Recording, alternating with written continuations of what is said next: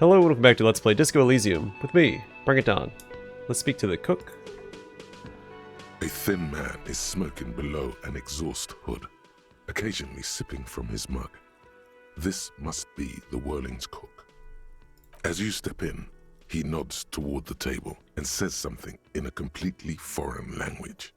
The only words you can make out are Garancy and Quebec. Okay, it's definitely not his name. Whatever you do, please don't call him Garancy Quebec. Please, it's not funny. Okay.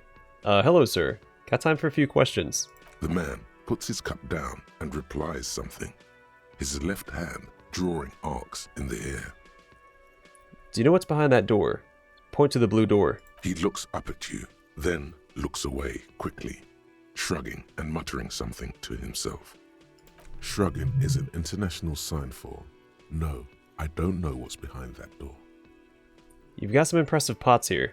He smiles and bangs his ladle against each of his pots in turn.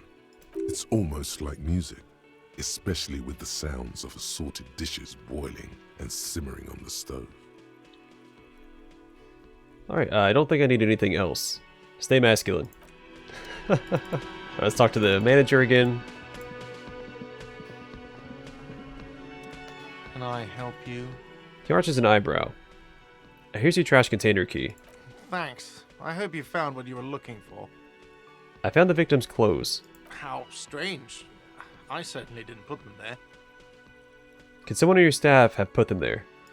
Sylvie had the keys before I got here, and I can vouch for her. I can vouch for all my staff. None of us would tamper with the crime scene. Who else has keys to the trash container? The trash collection service? CS Municipal. I don't see why they would put anything in the trash, though. Ah, the elusive CS Municipal. I doubt we'll be able to track down who was sent here last and when. This will have to be one of those little threats that solves itself down the road. Thank you anyway. He turns to the man. Well, thanks. Let's talk about something else. Yes? I thought I could ask him about the door. Oh. Another thing. Great. I love those. There's a mysterious blue steel door in the back of the kitchen. Oh, yes, that door, sure. There's nothing mysterious about it. It's just a door. Do you know what's behind it? Do you have... No, I don't have a key. I don't know how to get there. And I don't care either. It's not like I've been wondering about it for 10 years. It's just a frit warehouse, probably. Or some boring storage space with a bunch of old junk and dust. Junk and dust. He runs his finger across the counter to check for dirt. He's attempting to maintain an air of indifference. It's absolutely not convincing. I think you'd like to know what's back there. Fine, okay, a little. But my job doesn't leave me time for wondering about one locked door in one of the cafeterias I manage. He shrugs. So, I haven't opened it. I have cleaned the whole place 100 times over, though, after the animals. And I haven't found a key, so good luck with that. Yes? Huh, interesting. So he doesn't know how to get in there either. He said he's looked over the whole place for a key. So I'm thinking we get the key from the other side. It might be a shortcut back to the Whirling-In-Rags from another location. At first glance. So I think what I'm going to do now is finish mapping out this immediate area and finding any other loot that might be laying around. We're going to take care of all these little green dots as well. This book has a rose, a pistol, and a half-naked dame on its cover. The book appears to be erotica, but without actual erotica. On the cover stands a very muscular man, surrounded by flames. The book is titled Man from Hjelmdal and the Wildfire. Alright, so that's one of the books I think that Kuno's interested in. This book is about Pate? Pate? This book, you don't really understand what it's about, nor does it seem important. A book about Biao culture? It promotes freedom and roaming upstream. A book about the future. The government reads your mind using radio technology.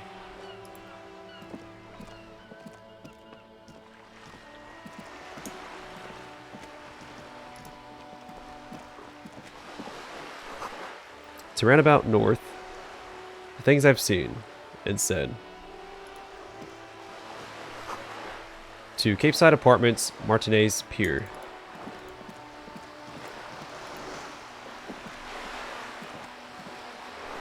The ad reads, broken window. Tibbs has windows.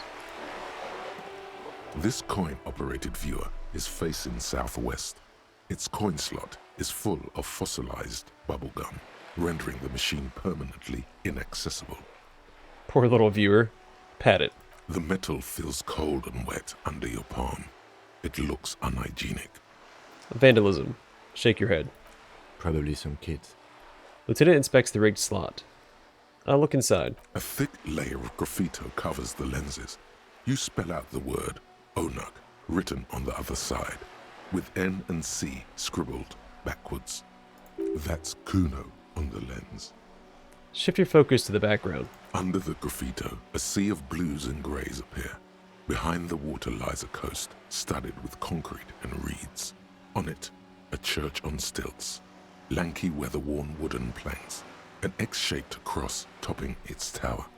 You know this to be the Star of Pericarnassus, or the Cairo. The central symbol of the Pericarnassian church, a star, a great moral height to be strived towards. The church looks old and weather-worn. There are no lights in the windows. If you had a bag in your hand, perhaps you could collect these bottles and sell them. This coin-operated viewer is facing south. The instruction manual says to insert 25 centimes and pull the handle while looking inside. Then use the focus knob to zoom in if necessary.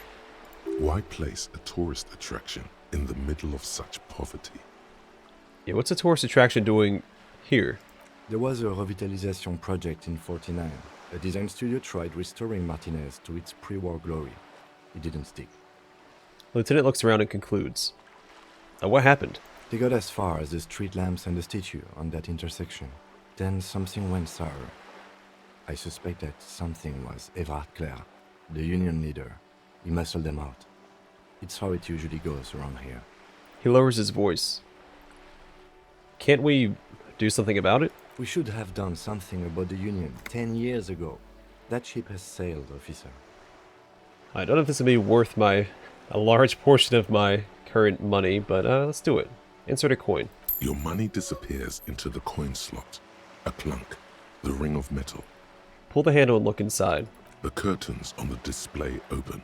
You lean in to catch the view. It's blurry, different blues and greens. In the middle of the shimmer stands a drab grey shape, like a ghost. Turn the knob to focus your vision. The lenses shift. The ghost sharpens into an islet in the bay. In the ruins, a man-made structure is visible. A half-sunken sea fort. Its concrete almost reconquered by nature. I was assuming this was pronounced islet, like island. It looks as if it was abandoned quite some time ago. Nothing but a rotten tooth remains of the anti-aircraft tower. A lonely birch tree grows out of it. Its leaves ripped from it by the winter wind. You hang in there, little one. The little brave birch tree seems to wave back in the wind. There are ruins of some kind of building there. Really? I don't have the eyesight to make it out. Lieutenant takes off his glasses and cleans them. Alright. I guess I want to get my bearings real fast. Break up the case a little bit. Do some exploration. A lonely cormorant surveys the sea, indifferent to your approach.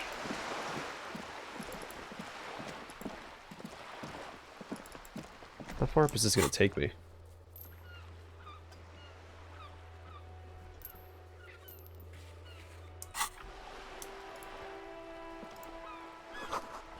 Rue de Saint Ghislaine, roundabout north. Capeside Apartments. Hey, up here, Piggo. Inside the frame of a motorcycle in repair, and the tools used to disassemble it. There's a girl up there. Did she spill the paint?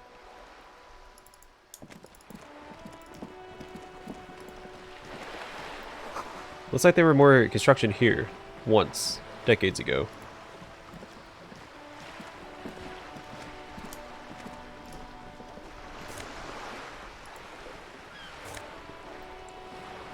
Some magnesium would be nice, since my morale is fairly low. The build of this boat shines like it was recently painted. That looks a little scuffed up to me. Docking reserved for residents of Rue de Saint Ghislain, 33A. Your room in the Whirling-In-Rags isn't much bigger than this sloop. This is worth more than you'll ever earn in all your life. Shadows on the water. Green plants under the calm surface. Now, we're not going to talk to anybody. Just want to explore.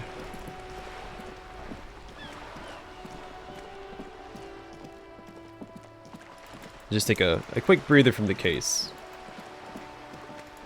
Then we'll do probably next episode is dig into the all the stuff we can do at Kim's motor car.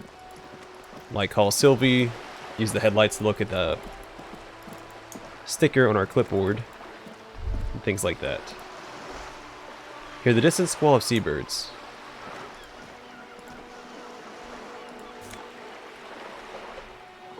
Yellow plastic bag. Frit. Equip this to collect tear from the streets. This plastic bag has Frit, sick, written on it in a dynamic, forceful manner that implies great prices. As you crack it open, a gulty gust of air flies in your face. It smells of yeast and beer. A perfect place for tear. Listen, boy, I don't start trouble, I fix it. Oh, so I think, yeah, we can collect the bottles out of the trash cans now. A splatter of bullet holes lines the wall. I've been kicked out of every joint in Rebishol. Oh, so this is going to be a lot more trash on the ground. Okay. Than I thought.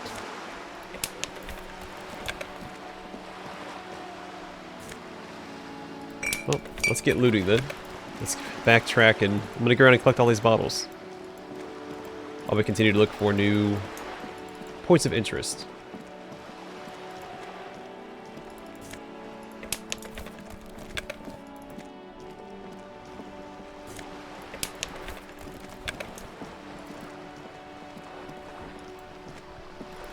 I remember there were bottles on top of that building, so I need to go back to where the hangman was and go around to the... Oh. Hey, up here, Pico. That one wasn't even highlighted. Also, we're not wasting time by running around either. Time only progresses when we're conversating.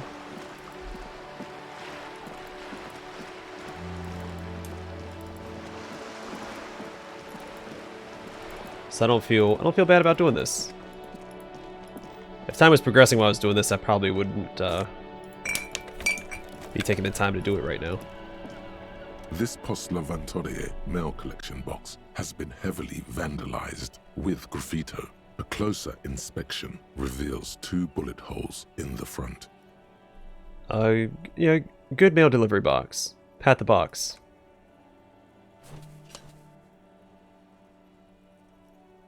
The box seems happy. Eat shit pig, fucked by the coon, and St. G with a crown have been scribbled on it. Jenny is a whore, and best set mailbox also. I feel you, mail collection box. The mail collection box seems cathartic, thankful even. So do you. You shudder. Then you swallow. Alright, let's leave. I'm not gonna kick it. It's doing its best. Some great tectonic forces crack the pavement, like an eggshell. The worn and beaten wooden planks of the bench do not look overly comforting. We can sit on benches after we've solved the murder. Let's go. Lieutenant looks down the street. Okay, anyone look at the bench anyway? Alright, so we need to go through Kuno's shack, I think, to access those other bottles. I wonder if there's any in the dumpster. I doubt it. It's probably just dialogue. Maybe I should be doing this with a dead body hanging there. Oh well.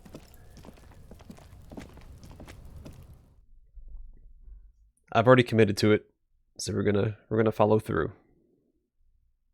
There's also a lot more people here to talk to than I thought. The area's a little bigger than I was expecting it to be. Oops, sorry. Just hit my microphone with my headset.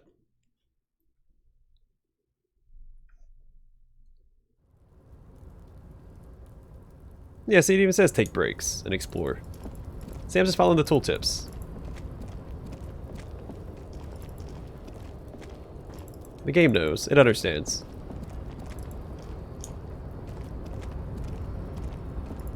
I thought I remember seeing bottles up here. Huh, okay. Well, I gave it a shot.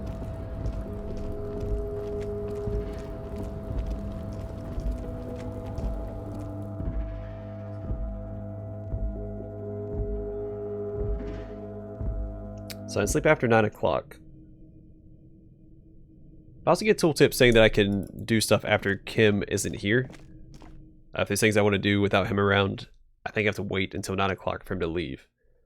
So I wonder if you have to sleep, or if not sleeping is going to damage your morale and health.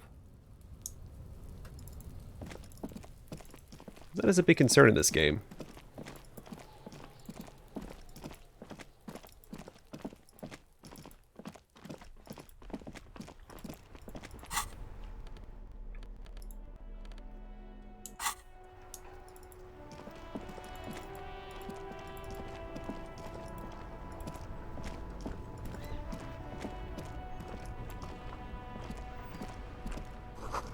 An ancient fountain. It doesn't pump water anymore. There's a tree in it.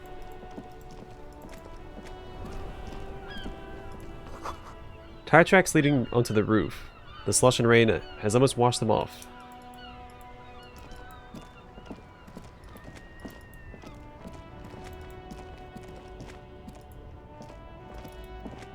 What is this? A helpline to the company that controls the drawbridge. Hey, another dumpster. Wonder if this guy's gonna talk to me if I try to...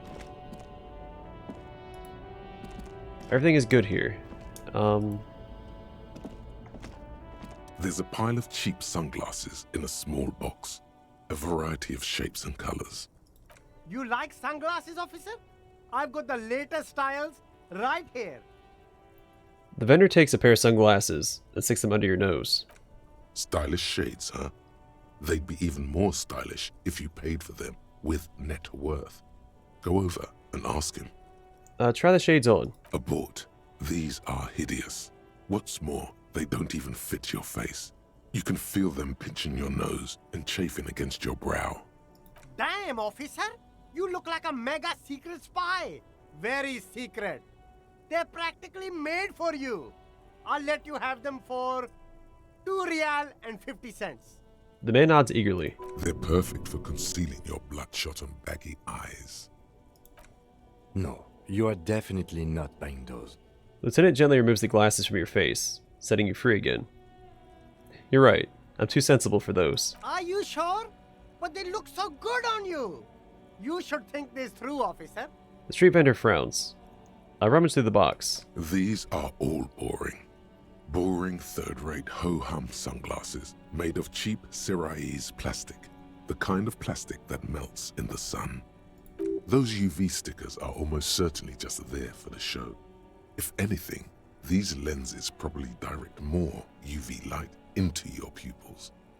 A UV magnifier. These are all first-rate sunglasses.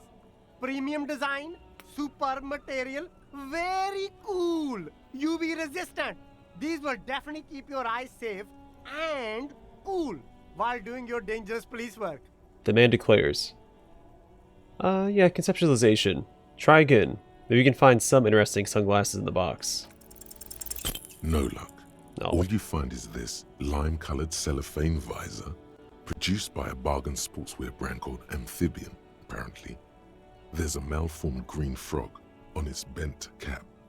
Oh, That visor is perfect for you, officer. It'll definitely keep the sun out of your eyes while you're shooting criminals. Bang, bang! And all for a mere 6 real. A street vendor makes a bang bang sound. I turn to the lieutenant. Kim, are firefights something we should be prepared for? I hope not. He says, looking up from his browsing. You don't like it? Sure, Square Joe. No problem. Let's get you some real shades. Let's leave for now.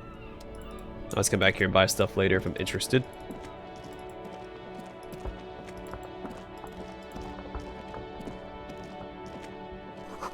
Roy's Pawn Shop. Fast cash for faster times.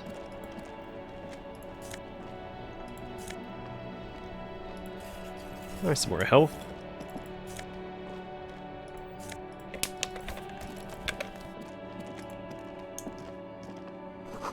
Water lock out of order until Wednesday, 7:15 a.m. And this is probably associated with that guy, so let's not talk to him yet. Oh. A sewer grate. A gateway to the river of filth.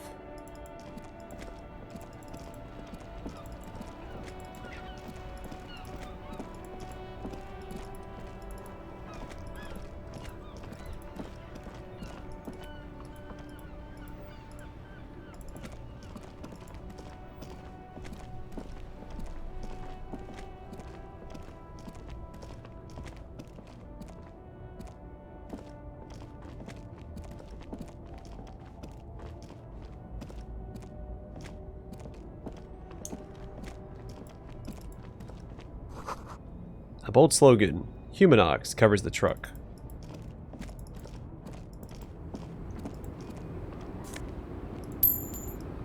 Some easy money. We have enough of that visor now, if I'm interested. I'm sure it gives us some sort of bonus. A foreign car, kept in good condition. A Stars Ryko, one of the finest Zhimsk-made motor carriages ever. An oldie, but a goldie. Who drives these? Not many people outside of Grad, and Revachol West too, it appears. Hey Kim, check this out. A Stash Ryko KK2. That's a classic model. Never thought I'd see another one repainted after what happened last time. The lieutenant replies with a nod.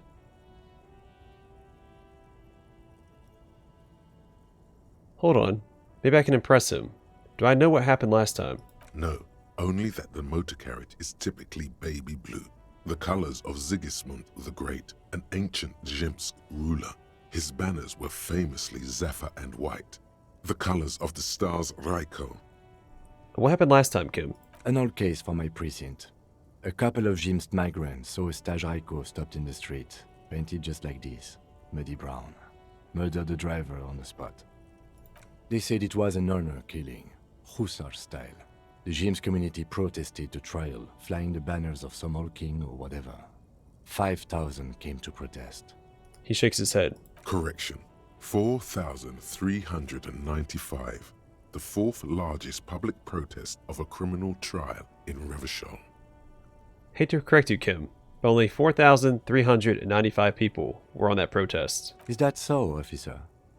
I'll take you at your word. Who are the GM's community? People we are paid to protect. Let's leave it at that. The lieutenant shakes his head. What do they sense the killers to? 4 years for murder in Reunion.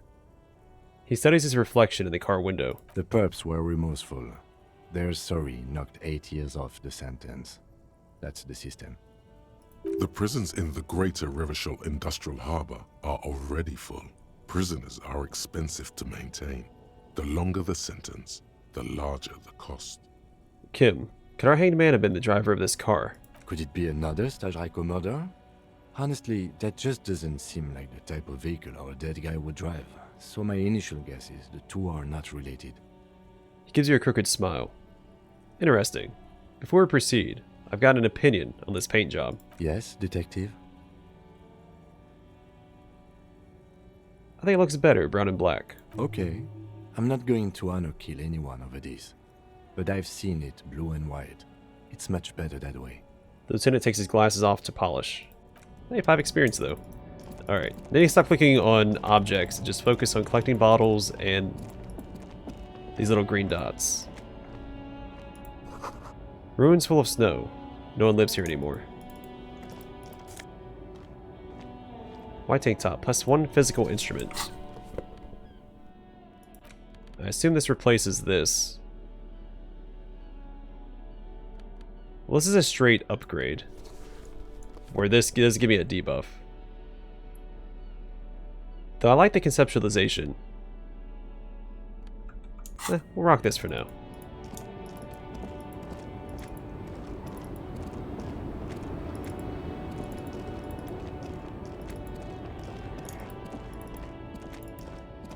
Oh, some money on the ground here. I'll be glad to take it. Alright, don't want to get involved in whatever's going on over here. Lorry's probably stored fuel here. Now they store booze, not booze. Alright, let's get back this way.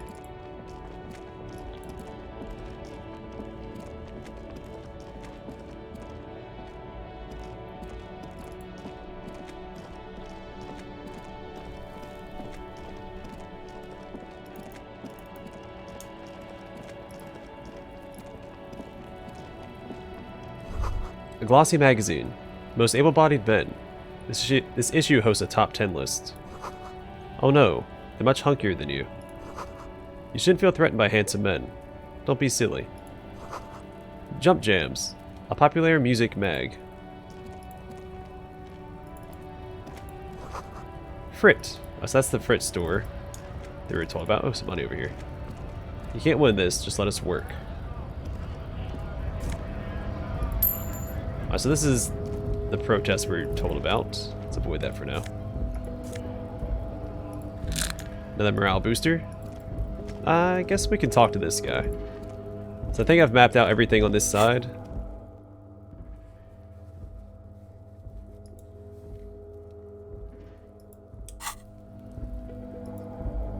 Let's talk to this guy real fast.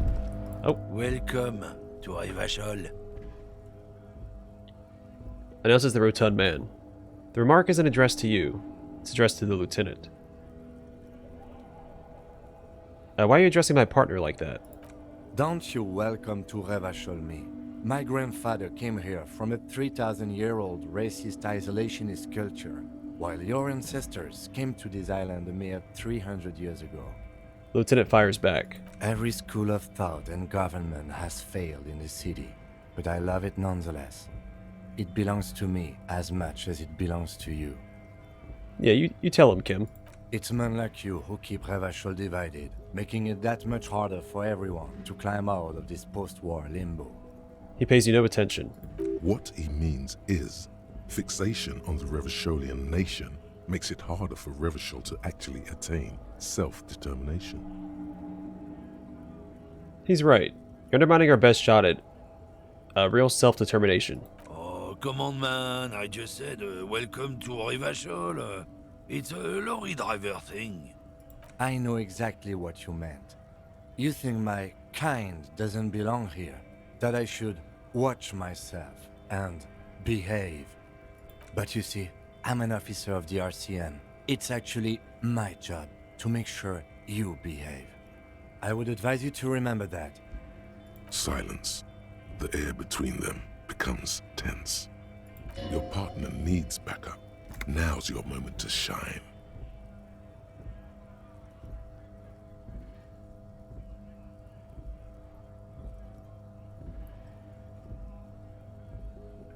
Yeah, you know what? Yeah, I got Kim's back. He's had my back so far, so freaking A, Kim.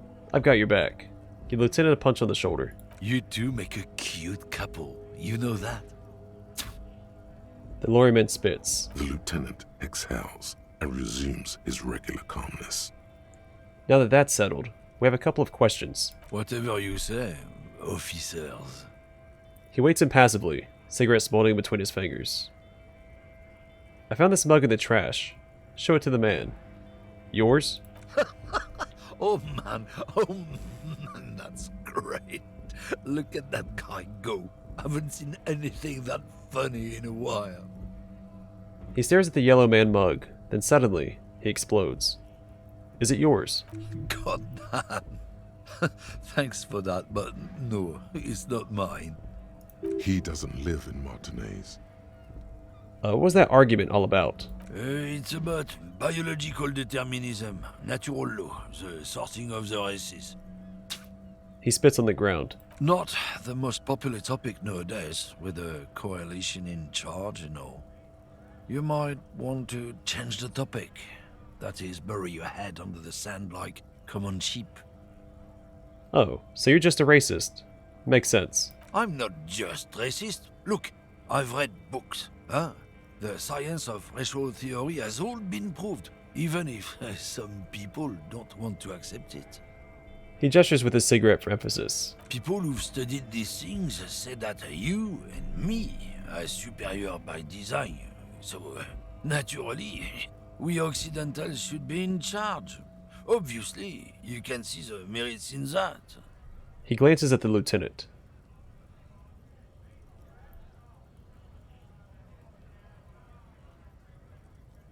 Yes. I can really tell you're a prime example of superior design. I'm assuming this is sarcasm. Open your eyes. Haven't you noticed something different lately?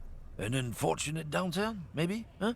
When members of the superior race cease to believe in their innate superiority, they stop competing for resources. Okay. And? This concerns you, policeman, so you better be vigilant. The damn kips are showing up good lately. Same with the mosquitoes. And the other intruder species too. They're on the precipice of cultural victory.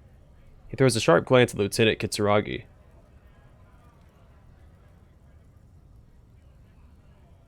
Uh-huh. It's true. Also, you need to realize the dangers of mixing races. Who knows what might happen if people don't stay in their birthplace? You might end up with a new sub-race, with unknown characteristics, leading to extra competition. That's why you've got to control the offspring. He pushes on.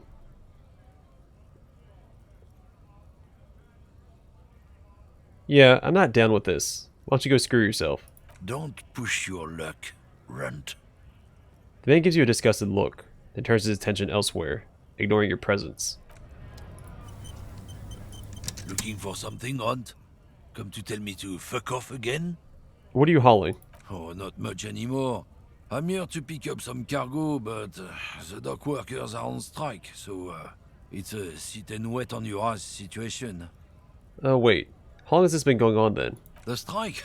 Oh, they've been at it for a while. A month. 2 months, maybe. But this here is just the last week or so.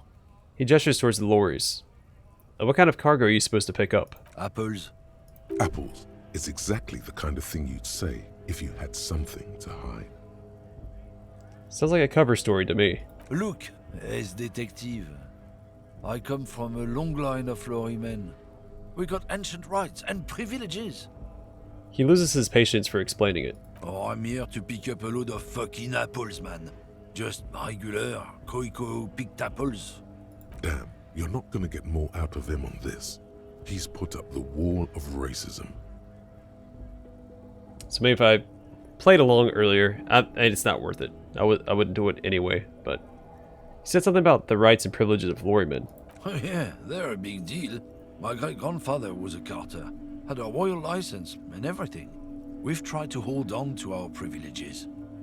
Hold on. What's a carter? Someone with a cart. What did you think it was?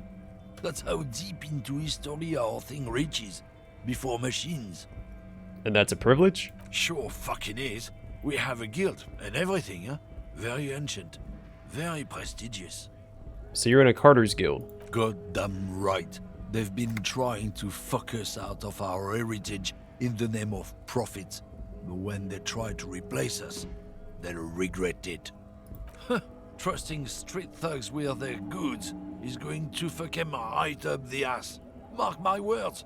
Generations of practice ain't no laughing matter. Yeah, they're a big deal. Someone with a cart. Sure fucking is. We have a guild and everything, huh? Very ancient. Very prestigious. So it's a kind of union? Hell no. It's a guild. Invitation only. Unions work for the rich fucks. They're basically the same. Been trying to fuck us out of our heritage in the name of profit, but you can't replace experience. Trusting street thugs with their goods is going to fuck them right up the ass. Mark my words. Generations of practice ain't no laughing matter. Gotta smoke. No. He's got a smoke right there, in his fucking hand. Snatch that shit out of his fat fingers. You need it after listening to his garbage. You're smoking one right now. It's my last one. You hiding smokes from me? Why would I do that? I'm an honest man. He puts out his cigarette and flicks a tiny stub toward the street. Cool, cool, cool. Rub your hands together. I changed my mind anyway. I bet. His cool gaze pierces deep, with noxious effluence wafting in the surrounding air. Sorry I couldn't be of any help. He gives you ambivalently, yeah, that's right, a mocking half nod. Alright, we're done for now. Alright, so we dealt with a racist and we collected a bunch of garbage. So, from garbage to garbage, one might say. Alright, I'm going to call the episode here. In the next one, we will check out Kim's motor car and deal with everything we have to do with that, which is a ton of stuff. Read the watermarks. Let's see. I have to report to the RCM. I have to call Sylvie.